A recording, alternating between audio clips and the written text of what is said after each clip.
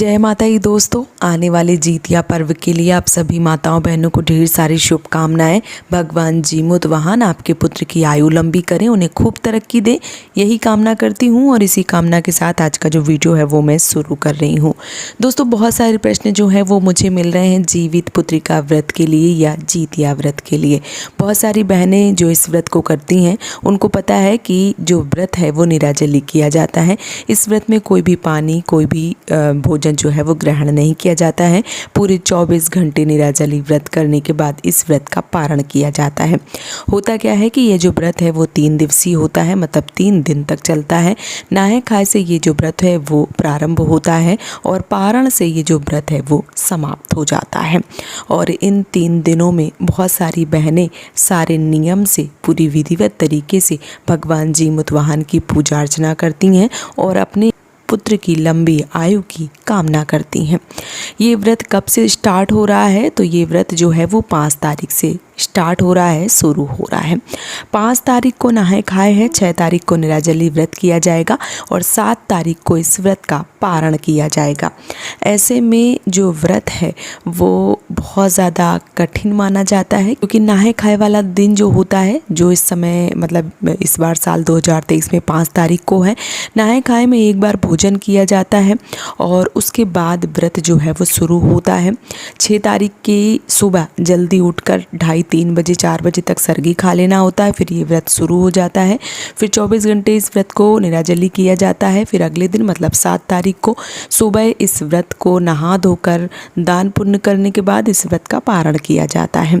ऐसे में बहुत सारी बहनों के प्रश्न आ रहे हैं कि दीदी व्रत में पानी पी सकते हैं, मतलब जब हमारी कथा हो जाए तो हम क्या पानी पी सकते हैं? तो देखिए, ये जो व्रत होता है ऐसा माना जाता है कि इस व्रत में जितना खर जो है वो हो जाए उतना ज़्यादा अच्छा माना जाता है। मतलब माताएं जितनी भी कठिनाई से इस व्रत को रख लें वो ज़्यादा शुभता का प्रतीक माना जाता है। बच्चों की आयु, उनकी तरक्की के लिए इस व्रत में पानी नहीं पीना चाहिए, ऐसा नियम है।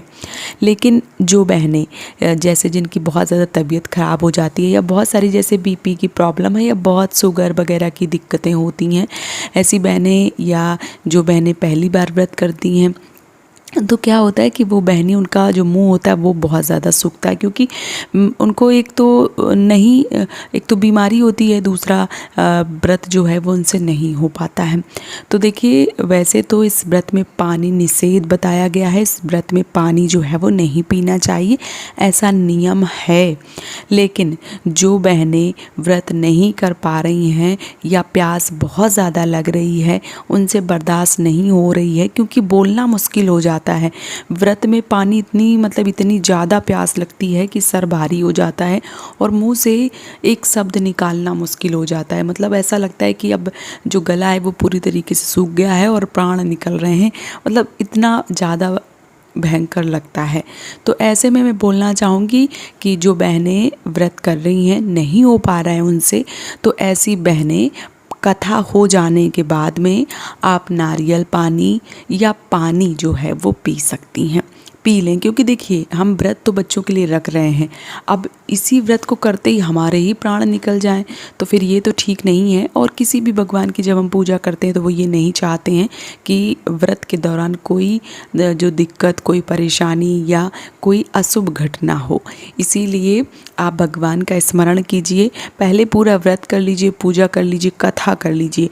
कथा हो जाने के बाद में आप चाहें तो नारियल पानी या पानी पी सकती हैं। वो वैसे नहीं पिया जाता है, लेकिन अगर आपसे नहीं हो रहा है तो आप बिल्कुल पानी या नारियल पानी जो है वो पी सकती हैं।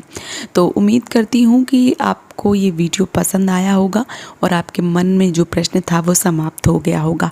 आप सभी माताओं बहनों को जीवित पुत्रिका व्रत के लिए ढेर सारी शुभकामनाएं।